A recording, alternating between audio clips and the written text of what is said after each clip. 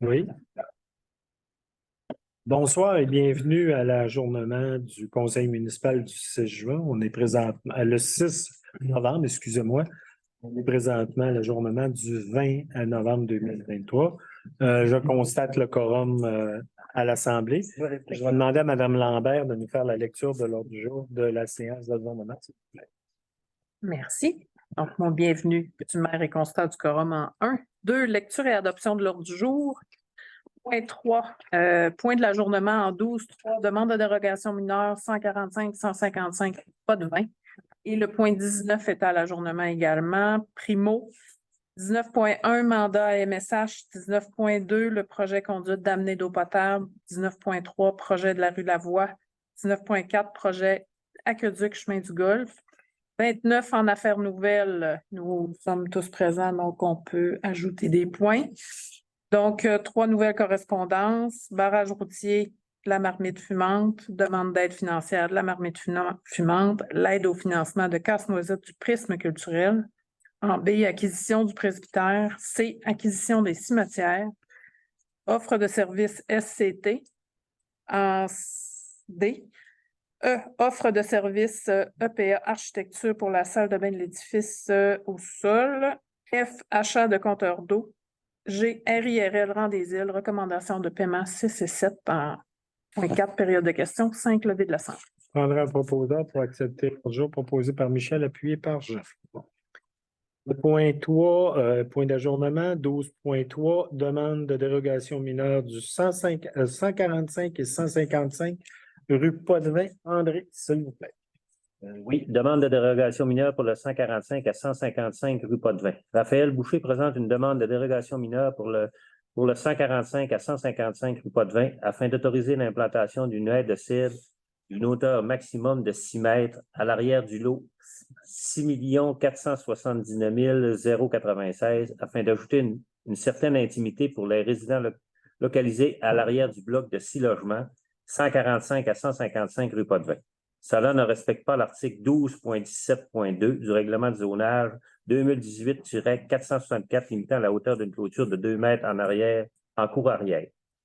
Une discussion du CCU suit et, considérant que le bloc de 6 logements du 145 à 155 rue Potvin a une hauteur supérieure aux maisons situées tout juste à l'arrière donnant sur la rue Tremblay et étant implantées avant la construction du bloc, considérant que les balcons du 2e étage implantés sur le bloc de 6 logements sont situés à l'arrière de celui-ci, donnant directement dans la cour arrière de certains propriétaires de la rue Tremblay, considérant que la hauteur de la rue Potvin est également supérieure à celle de la rue Tremblay, ce qui empire la différence de hauteur entre le bloc et certaines maisons de la rue Tremblay, considérant que cette différence de hauteur entre le bloc et la cour arrière de certaines résidences de la rue Tremblay provoque, à juste titre, un sentiment de perte d'intimité pour certains propriétaires, considérant que le PAE proposé par S2 Immobilier ne prévoyait pas de mesures d'atténuation afin de prévenir ces enjeux de perte d'intimité, considérant que la dérogation demandée n'est pas susceptible de porter atteinte à la jouissance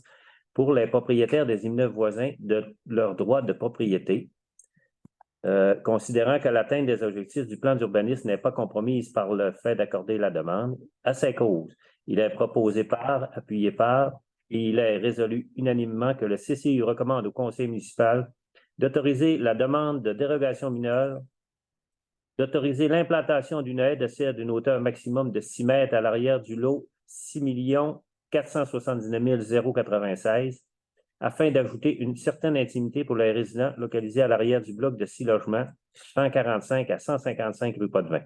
Cela ne respecte pas l'article 12.17.2 du règlement de zonage 2018-4 limitant la hauteur d'une clôture à 2 mètres en cour arrière. J'en fais la proposition. Proposé par André, appuyé par Jean-Sébastien, d'accepter la dérogation mineure du 145-155 rue Potvin. Le point 19 primo, 19.1, c'est mandat à MSH. Ça nous prend une résolution pour accorder le statut de mandataire au programme primo de MSH Service Conseil pour la municipalité de Saint-Gédéon, d'autoriser Mme Claudine Lambert, directrice générale, à inscrire le dit mandataire sur le site du Manache. Ça me prendrait un proposeur pour accepter, proposé par Michel, appuyé par Gabriel. Le point 19.2, c'est projet de conduite d'amener d'eau potable. Encore là, c'est le programme Primo. C'est pour déposer une demande d'aide financière au programme Primo pour la réfection de la conduite d'amener d'eau potable. Ça nous prend un proposeur pour qu'on puisse déposer, proposé par Jean-Sébastien, appuyé par Pierre. Le point 13.3, c'est encore pour déposer une demande d'aide financière au programme Primo 2023. Ça nous prendra un proposeur pour la rue Lavoie pour demander subvention proposée par Pierre, appuyé par Michel. Le point 19.4, projet de Caduc, chemin du Golfe. Encore là, c'est la première partie du chemin du Golfe, aller de l'intersection du rang des îles, aller au club de golf. C'est pour déposer dans ce programme-là de demander un dépôt d'aide financière au programme Primo pour le projet du club de golf aux intersections, je vous ai parlé, proposé par Jean, appuyé par Gabriel. Le point 29, c'est affaires nouvelles, c'est nouvelles correspondances. On a eu des correspondances, c'est le barrage, la guignolée des médias, 2023 s'en vient à grands pas.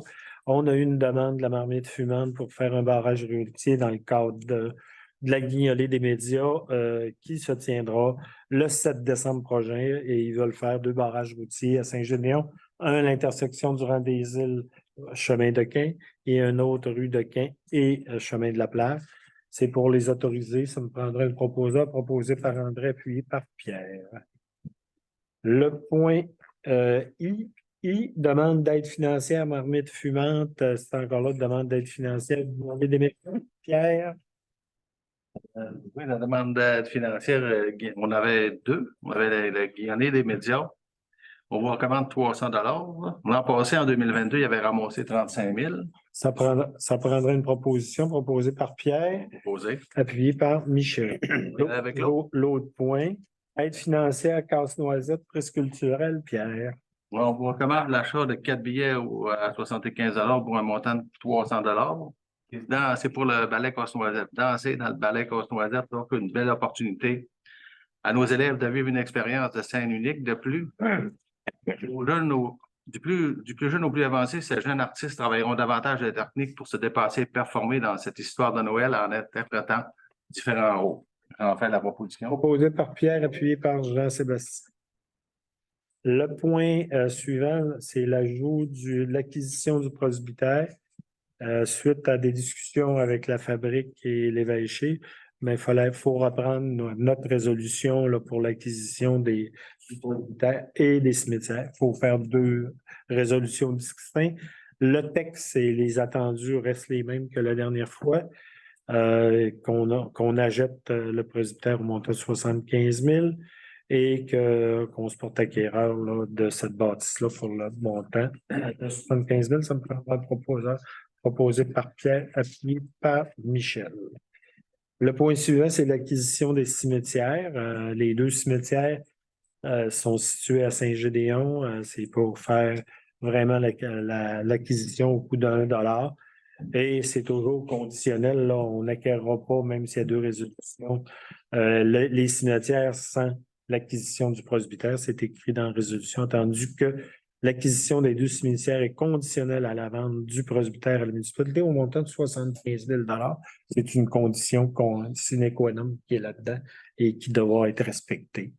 Proposé par Jean, appuyé par André. Le point suivant, c'est le point D, c'est offre de service SCT, c'est le laboratoire, c'est pour mandater un laboratoire pour vérifier le béton et le gravier pour la salle La Grand-Montoise. C'est une offre de service au montant de 5 000 $ plus taxes et des honoraires à l'heure. Ça prendra un proposeur pour accepter l'offre de service proposée par Pierre, appuyé par Jean. Le point E, c'est offre de service EPA, salle de bain et cuisine de la FADOC au sous-sol. Vous savez qu'on veut déposer dans le programme du gouvernement pour les aînés, qui peut nous donner 100 000 $. Mais pour ça, il faut avoir des plans et devis, il faut avoir de la documentation. Ça fait qu'on veut mandater EPA Architecte pour nous préparer les croquis, les plans estimés pour qu'on puisse déposer une demande d'aide financière. Le coût de l'offre de service des architectes EPA est de 4 500 $ plus taxes pour préparer les différents documents. Je prendrai un proposeur pour être proposé par Jean-Sébastien, puis par Jean. Le point suivant, c'est le point F, achat de compteurs d'eau. On a un budget de 20 000.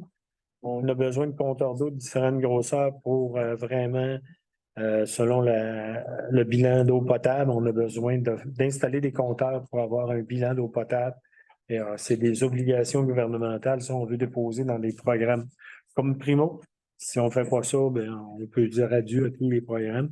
Fait qu'on achète des compteurs pour un montant de 15 484 et 74 plus taxes. Notre proposeur pour accepter.